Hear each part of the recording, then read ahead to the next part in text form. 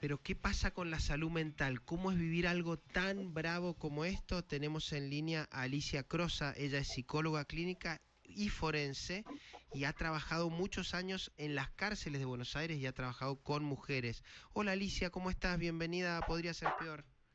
No, hola, ¿qué tal? Buenos días, mucho gusto de saludarlos. Gracias por tu tiempo. Bueno, el tema está planteado. Contame cuando vos ves todo esto que está pasando en Gaza, ¿qué es lo primero que pensás? ¿Dónde pones el foco? Bueno, primero tengo que decirles que si bien esta gente ha pasado situaciones horribles desde todo punto de vista, todo lo que sea la privación de la libertad y las restricciones de todo orden y el sometimiento a estructuras de rigor, hay que marcar de entrada algo muy diferente a lo que podría haber pasado inclusive en la Argentina y en otros países a donde también funciona el terrorismo de Estado.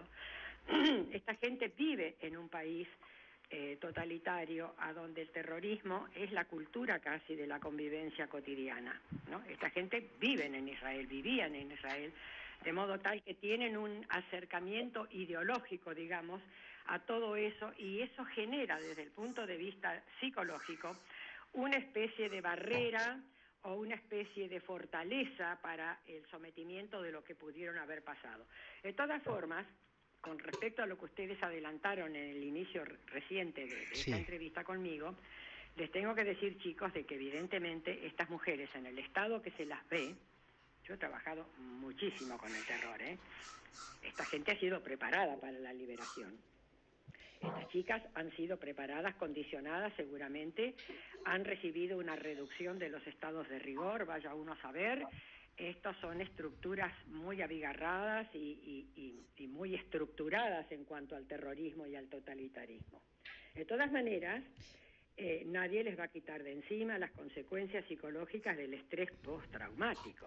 Alicia, es un poco esto que también cuando liberaban hace un tiempo algunos rehenes, decía esta cuestión como medio de complicidad que inclusive tenían con los captores, que a todos nos sorprendían esas imágenes. ¿Es un poco parecido a lo que estás diciendo ahora, de esta preparación previa a la liberación?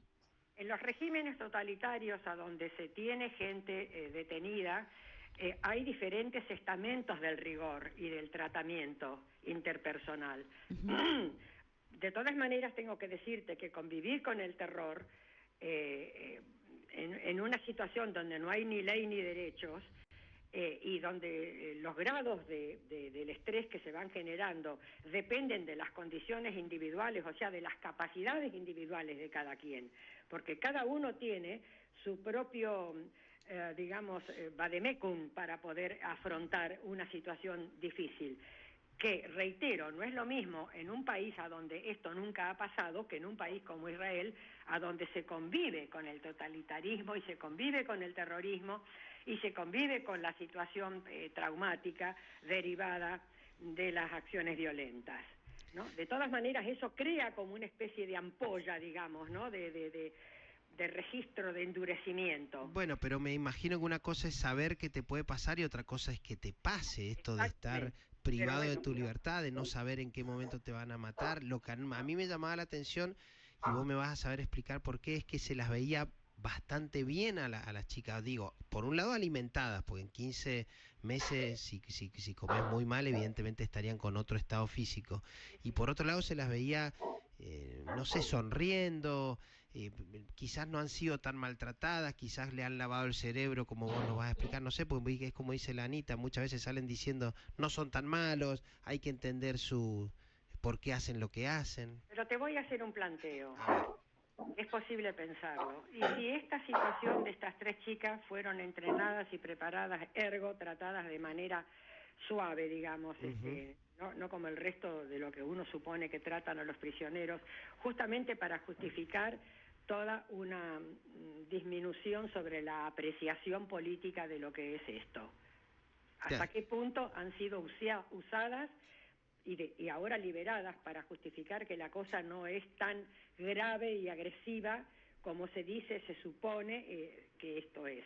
No sé, estas son estrategias políticas, son enredos políticos dentro de los cuales uno todo lo que puede hacer es una interpretación, una especulación, pero en realidad no lo sabemos. Estas son estructuras guerreras guerrilleras muy abigarradas. Andá a saber cómo funciona esto. De todas maneras, sí, coincido con ustedes. El estado de estas 3 muchachas no revelaría lo que se supone que es vivir ahí dentro, ¿no? 50 y tantos de días. Alicia, pensamos otra cosa con respecto a estos bebés, que hay un chiquito que se llevaron con 8 meses y ese chiquito, quizás si lo hacen los norteamericanos la película, el terrorista lo está pinchando, lo está maltratando, le pega cachetada, pero la realidad debe ser que se lo tienen que haber dado a alguna mujer que ha hecho de madre a este chico, que lo ha alimentado, que quizás aprendió a caminar con esta mujer, que quizás está aprendiendo a hablar con esta mujer. Es muy loco pensar que el rol materno lo haya hecho su captor o su captora. Mira, dentro de las mentalidades normales o equilibradas, o semi-normales, pero dentro de un equilibrio funcional, en lo que hace a la armonía de las relaciones interpersonales, se hace muy difícil interpretar lo que eso puede ser o pudo haber sido. Estas mentes son diabólicas, es gente enferma, toda la gente que anda en toda esta cuestión del terrorismo y todo eso, está mal del coco, básicamente, ¿no? Sí, dicho científicamente, está mal del coco. Está mal del coco, concretamente, en términos coloquiales. Es decir, entonces, de manera tal que para poder estar metida dentro de una organización de esa naturaleza, una persona tiene que renunciar a principios básicos de la convivencia, de la cordialidad, de la armonía, del afecto, del otro dentro tuyo, de la significación del otro dentro de vos. Bien, entiendo. ¿No? Así que cualquier cosa puede pasar. Ahora veremos en adelante las próximas liberaciones que se están anunciando, en qué condiciones. De todas maneras, esta gente viene con la boca cerrada desde ya, ¿no? Viene con un candado en la boca, qué sé yo, no sé. Esto yo creo que acá hay mucho también manejo político con todo esto. Son estructuras de gobierno y son estructuras políticas muy distantes de lo que es el funcionamiento nuestro, ¿no? De otros países me refiero. Es muy difícil entender esto. De todas maneras, quiero decirte que convivir con la amenaza del terror en forma permanente, a donde no hay ni ley ni derechos, eso genera desde ya una estructura psicopatológica de la cual es, en mi opinión, nunca posible deshacerse. Mira. Alicia, nos decían ayer que primero las Fuerzas Armadas, su primera búsqueda es que liberen los rehenes, ¿no? No están pensando en más nada que en eso. Y después que se ha formado y se ha generado toda una estrategia de cuidado y de recepción para esas personas, que tiene que ver con lo psicológico, con que lleguen rápido a sus familias, con revisar a las mujeres embarazadas a las mujeres por posibles justamente embarazos que hayan tenido, violaciones y demás, bueno, en cuestiones que tienen que ver con la salud de la mujer. Digo, pasa esto, ¿no? Pasa esta intervención, ¿y qué queda después para esas personas? ¿Qué queda para su núcleo familiar? ¿Se pueden recuperar? ¿Cuán importante es la familia en este proceso de volver a ser? Lo dije hace unos minutos atrás en esta charla contigo, con ustedes. Todo depende, por ejemplo, de lo que hayan vivido, cómo lo hayan vivido y cómo lo hayan podido vivir. ¿Entendés? O sea, no es lo mismo haber estado privada de libertad que haber estado sometida a torturas y a abusos. Es completamente distinto. El nivel de agravamiento del daño psicológico es absolutamente variable. Mira. Absolutamente variable, ¿no? Sobre todo en el plano de la psicosexualidad. No te olvides que son mujeres jóvenes, claro, y expuestas, apetecibles, y están en un clima donde han perdido la libertad y la posibilidad de manejarse en respecto de la decisión de la prestación del cuerpo propio. Esto es horrible, es una situación horrible de larga data. Vaya uno a saber qué les ha pasado.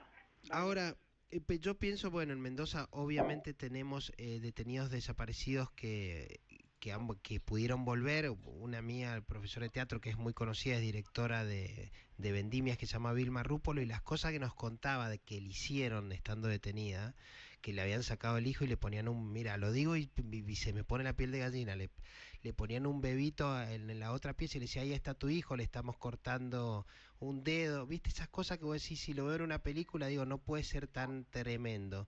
Y lo vivió una persona que después fue profesora nuestra, que fue directora de Vendimia, que pudo rehacer su vida, pero como vos decís, esa marca queda para siempre. Pero bueno, secuelas, y las secuelas generan síntomas, y los síntomas generan cuadros, y los cuadros psicológicos generan determinadas marcas lindantes con la enfermedad psíquica.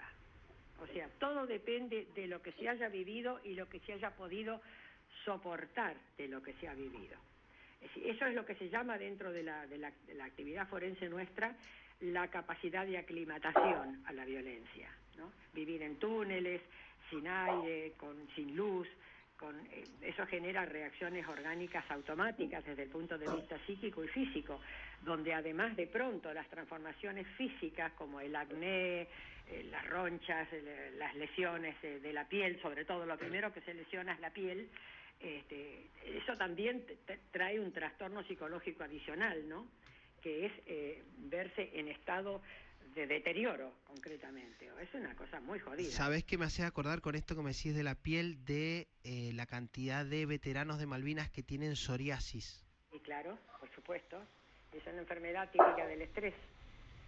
Sí, así es. Ahora, antes de despedirte, para tratar de ser lo más justos posibles, es un infierno por donde lo veamos, pues si te pones a pensar en los chiquitos palestinos, que los gazatíes, me veía un video de que había una casa de esto, o sea, en una ciudad absolutamente destruida, un techo hacia un plano inclinado y era el tobogán, y los chicos, era el tobogán del barrio. En el medio de la destrucción, los chicos jugaban en ese tobogán que era un techo caído. ¿Cómo son esas infancias? ¿Cómo? Yo soy bastante coloquial, lo mismo en la charla personal o también con los medios. Y yo califico esto de hijaputez humana. Esto es un entorno de hijaputez humana que todavía esté pasando en el mundo. Que las personas nos maltratemos entre sí. Que las personas que no hemos elegido venir a este mundo, porque nadie ha elegido nacer, nos han traído a un mundo. Nadie ha pedido ser traído a un mundo, a un país, a una ciudad, a una familia. Nadie, nos han traído, no hemos elegido y nos ha tocado lo que nos ha tocado y en consecuencia hay que convivir con lo que nos ha tocado. Pobre esa gente que han nacido en ese medio y les ha tocado pertenecer a ese medio y estar en condiciones bélicas eternas, interminables, con un otro que los odia, ¿no? Claro, y en esto no estás tomando partido, estás entendiendo que ese odio es evidentemente de los dos lados y la hija de putés también. Claro, es un odio racial, es un odio cultural, es un odio que no se admite con los tiempos modernos, con los tiempos actuales. No se entiende que la gente no pueda llegar a un entendimiento y siga sosteniendo el disenso y llegue a cuestiones de esta bajeza moral humana, humanamente inmoral, para tratar de conciliar aquellas cuestiones irreconciliables que ellos mismos construyen. Ahora, el mundo entero no logra encontrar la solución. Se mete el Papa, se mete Estados Unidos, estamos hablando de pueblos que pelean hace 2000 años. Bueno, respecto al Papa, también tenemos un Papa que es bastante poco objetivo en algunas cuestiones. Muy poco objetivo. Bueno, no sé si existe la objetividad hoy en día en alguien o si la debería ser por su rol, debería serlo. Sí. Bueno, Alicia, nos queda bastante claro dónde te posicionás, pero siempre es agradable escuchar gente que tenga tu experiencia. Bueno, por eso tengo muchos años. Sí, los años no vienen solos, decía mi abuela. Así es. Gracias, Alicia, por tus palabras. Bueno, ha sido un gusto estar con ustedes. Que pasen muy bien. Muchísimas gracias, igualmente. Alicia Croce es psicóloga clínica y forense, claro, y lleva 30 y pico años trabajando en cárceles de Buenos Aires. Imagínate las cosas que habrá visto. Y bueno, viste que se le caen los libros y se emociona y se exaspera por lo que está pasando.